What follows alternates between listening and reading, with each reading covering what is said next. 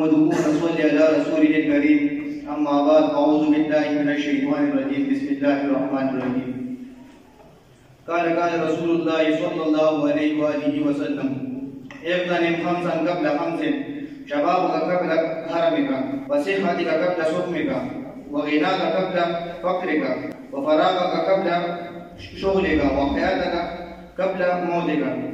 نبی کریم صلی الله علیه و آله وسلم په حدیث مبارک کې فرمایي چې غنیمت وګڼئ پنځه سيزونه مخکې د پنځو سيزونو نه. هغې کې لومړی فرمایي چې ځواني غنیمت وګڼئ مخکې د بوډاوالي نه.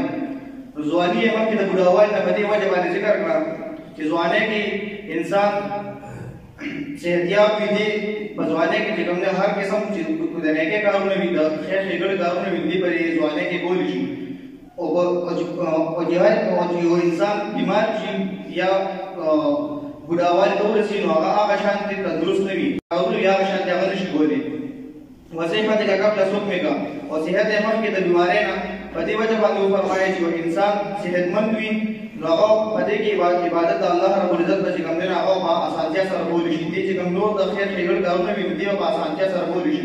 او چې یو انسان بیمار شي نو هغه بیمار وي هغه بیا د هغې نه بعد چې کوم دی نو خپل بیمارۍ باندې اخته وي هغه شانتې نه د عبادت کولی شي او د خیر ښېګڼې کارونه کولی شي.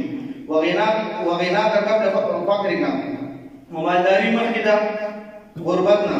نو د مالداري کې الله رب العزت انسان ته ورکړي وي دې دا غنیمت وګڼي دې دا مال چې کوم دی دا دې په فضول ځایونو کې نه خرڅ کوي.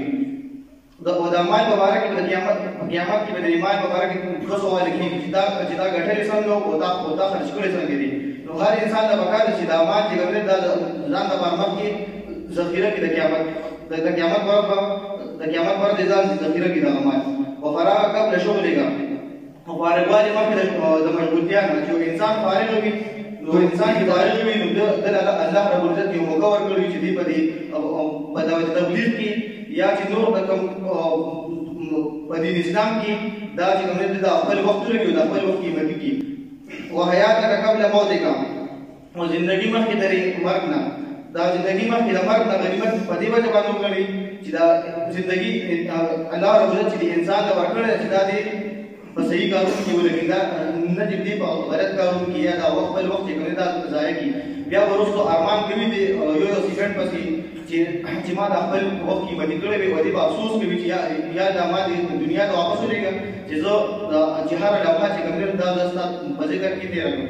نو دا خپله زندګي دا به کامل انسان هغه جوړېږي چې دې دا څلور پنځه واړه څیزونه دي په خپل زندګۍ کې په خپل ځان باندې لاګو کړي.